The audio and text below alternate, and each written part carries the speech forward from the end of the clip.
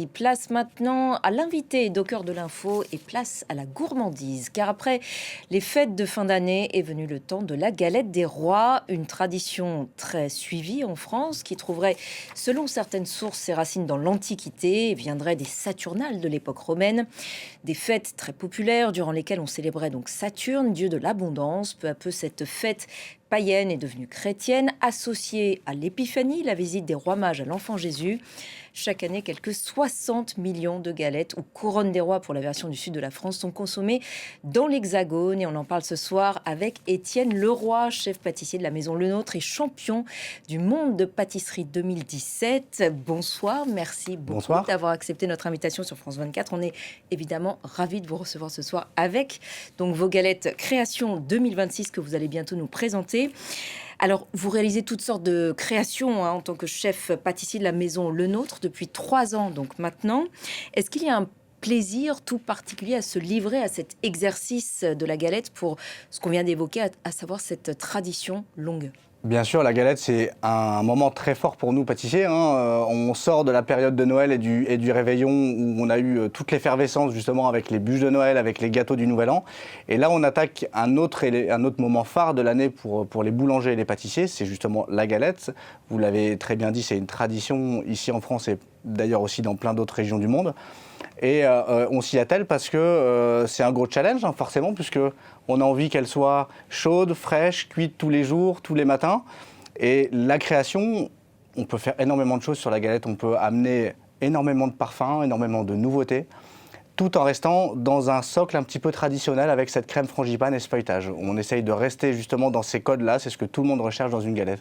Alors cette année, vous proposez 3 galettes différentes qu'on voit donc devant vous. Alors la classique, vous l'avez dit, garnie de frangipane, cette crème fabriquée essentiellement à base d'amandes. Il y a à côté la brioche bordelaise ornée de fruits confits qu'on consomme notamment beaucoup dans le sud de la France. Tout à fait. Et cette galette magnifique, signature 2026, intitulée Escale en Orient. Là aussi, c'est un clin d'œil au roi mage. Tout à fait, un clin d'œil au roi mage. On est dans l'entièreté de notre collection de Noël et de l'Épiphanie qui était autour du train des merveilles avec tout un voyage sur différentes régions avec différentes saveurs et qui se conclut justement par cette galette des rois où on a travaillé on a gardé cette crème frangipane avec un petit peu de fleur d'oranger et on l'a du coup marié avec une compotée de dattes et d'abricots. Donc beaucoup plus léger. Voilà, beaucoup plus léger, ça apporte un petit peu de fraîcheur et en fait c'est inspiré d'une viennoiserie classique qu'on a tout au long de l'année dans la maison Le Nôtre qui s'appelle le Bostock. Et en fait le Bostock c'est une brioche imbibée d'un sirop à la fleur d'oranger avec une crème d'amande sur le dessus. Donc c'est quelque part une viennoiserie un petit peu anti-gaspi parce qu'au départ on récupérait justement la brioche un petit peu plus rassis, qu'il était plus commercialisable. On l'a réimbibée dans un sirop et finalement c'est ce côté après recaramélisation de cette brioche qu'on a remis à l'intérieur de cette galette avec cette frangipane à la fleur d'oranger. Alors je le disais en préambule, la galette ça date de l'Antiquité. La recette a énormément évolué depuis. Bien sûr, elle a évolué parce que quand elle a commencé, la galette, c'était avant tout une galette sèche, c'était justement cette pâte et il n'y avait pas forcément de garniture à l'intérieur. On y mettait une fève, souvent c'était un haricot justement. Elle évolue, mais elle reste traditionnelle. On peut travailler le feuilletage de différentes manières, sur un feuilletage classique ou un feuilletage inversé.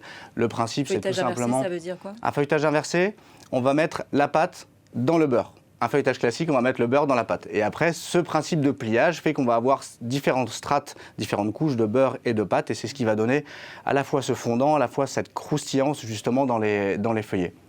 La tradition de la frangipane, elle serait héritée du comte Cesare Frangipani, qui aurait transmis cette recette à Catherine de Médicis. En tout cas, c'est ce que dit la légende, vous confirmez ? C'est ça. Quelle est selon vous la meilleure recette de la frangipane ? C'est quoi les bons équilibres à respecter ? Alors, une crème frangipane, c'est ce qu'on appelle une crème d'amande, déjà qui est constituée de beurre, d'œuf, de poudre d'amande et de sucre, auquel on va y ajouter environ 20% d'une crème pâtissière pour lui donner plus de légèreté, plus d'humidité et plus de crémeux. Le succès d'une crème frangipane, ça va être avant tout le choix des matières premières. Un super beurre et une super poudre d'amande. C'est vraiment finalement la base la galette, c'est un produit qui est très simple. La farine en aussi, apparence. Vous utilisez quoi comme type Alors de farine ? la farine, elle va avoir une incidence surtout sur le travail du feuilletage. On va travailler avec une une farine qui n'est pas trop riche en gluten, justement pour pas chercher à activer trop la protéine de gluten qui va nous donner une pâte trop élastique.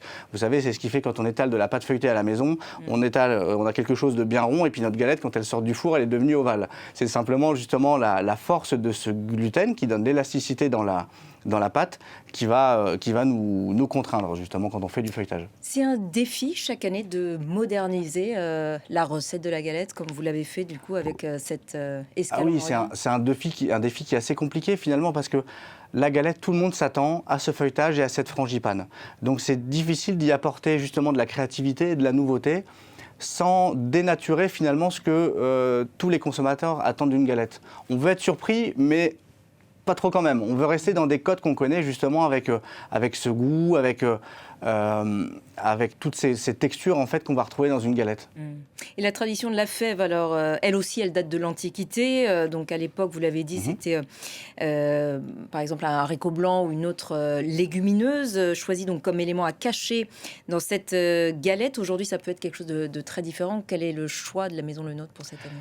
Alors nous, on est sur une fève en porcelaine qui est avec justement un motif qui est une impression d'une collaboration qu'on a fait avec une artiste qui s'appelle Marianne Guély, qui avait travaillé sur l'ensemble de la collection de Noël avec la décoration des vitrines. Et on a repris justement ces motifs-là sur la fève. Alors il y a quelques 60 millions de galettes qui sont consommées chaque année en France. 9 Français sur 10 en achètent, c'est énorme. Comment vous expliquez ce succès ? La galette, c'est vraiment une tradition de partage. C'est la réunion de famille par excellence, ou avec les amis, ou même avec des collègues au bureau, où finalement c'est ce jeu un petit peu de qui va avoir la fève, qui va être la reine, qui va être le roi. Les enfants adorent ça parce que c'est la tradition de se cacher sous la table pour désigner qui va avoir telle ou telle part. Et c'est un principe de convivialité énorme, et c'est pour ça que nous, en tant que pâtissiers, on adore ça, puisque finalement, on fait des gâteaux avant tout pour ces moments de partage en famille, que ce soit tous les moments clés de l'année, ou même juste le gâteau d'anniversaire ou le gâteau du plaisir de la réunion de famille du dimanche. Donc c'est l'ADN du partage vraiment par excellence sur cette galette. C'est pour ça que ça plaît autant.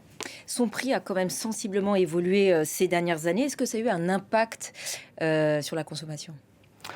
Non, parce que je pense que les gens continuent toujours à consommer la galette. Ce qui me fait parfois un petit peu peur, c'est que j'aimerais que les gens continuent à consommer autant de galettes, mais de la bonne galette avec des bons produits, des bonnes matières premières. C'est vrai qu'il y a forcément le prix qui a évolué, mais la matière première a énormément évolué. Enfin, les prix de la matière première ont énormément grimpé. On peut parler du beurre, on peut parler de l'amande. Si on veut rester dans des bonnes matières premières, avec des bons fournisseurs, avec des bons producteurs, forcément, ça a un coût. C'est un produit sur lequel on réalise une grande marge ou non ? C'est un produit sur lequel on réalise de la marge, mais on peut vite se louper aussi justement avec des inflations énormes comme on l'a connu sur le beurre ou sur justement la poudre d'amande notamment.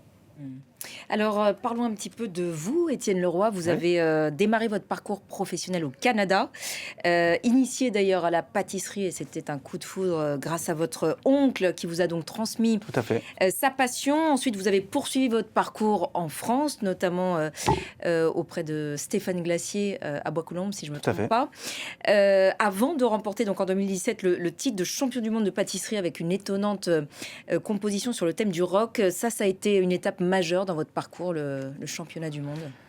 Bien sûr, parce que ça ouvre énormément de portes et ça donne aussi beaucoup de confiance. Finalement, je ne suis pas devenu meilleur pâtissier du jour au lendemain en ayant un titre de champion du monde, mais par contre, ça a changé le regard des autres sur mon travail, et puis ça nous donne aussi la sensation de pouvoir, entre guillemets, conquérir le monde, et rien n'est impossible. C'est beaucoup de travail en amont, c'est plein d'autres concours avant, mais c'est finalement ce qui permet de se forger, d'apprendre à se connaître, et puis aussi de développer sa propre identité. Une visibilité aussi à l'international ? Bien sûr, c'est aujourd'hui, j'ai eu la chance par mon métier de parcourir le monde, et ça s'est déclenché justement avec la Coupe du Monde de pâtisserie.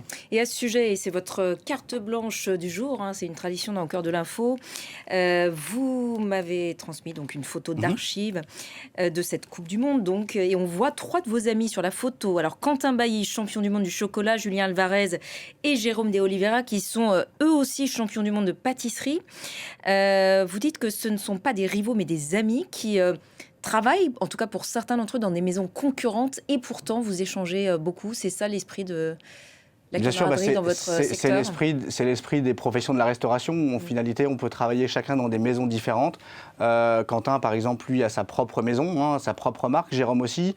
Julien est dans une maison concurrente entre guillemets de la mienne, mais on est, avant d'être des concurrents, on est surtout des amis, mais on est des confrères et c'est vrai avec toute la famille justement des pâtissiers ou des cuisiniers.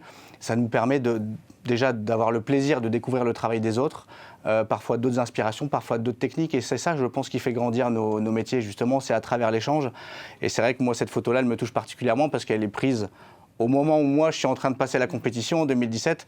Et le hasard a fait que finalement, on s'est retrouvés autour de cette Coupe du Monde parce qu'on l'a tous les 4 gagnée. Mais on est amis avant tout. Et c'est vrai que ces concours, c'est une occasion d'évolution des métiers et des occasions de partage. J'ai la chance aujourd'hui de le vivre différemment, puisque j'ai un de mes jeunes au laboratoire à Plaisir, chez le nôtre, qui va concourir pour la prochaine Coupe du Monde de pâtisserie. Et donc vous êtes son coach, en quelque sorte ? Tout à sorte. fait. Donc ce serait une passation justement géniale. On a envie qu'il réussisse, on a envie que la France puisse revenir sur la première marche de cette Coupe du Monde. Et vous êtes le dernier Français donc à l'avoir remporté, voilà, c'est ça, tout à fait. 2017. La France n'a pas gagné depuis 2017, donc j'espère, et je ferai tout pour que justement la France gagne en 2027. L'histoire serait géniale, parce que ce serait 10 ans après la mienne.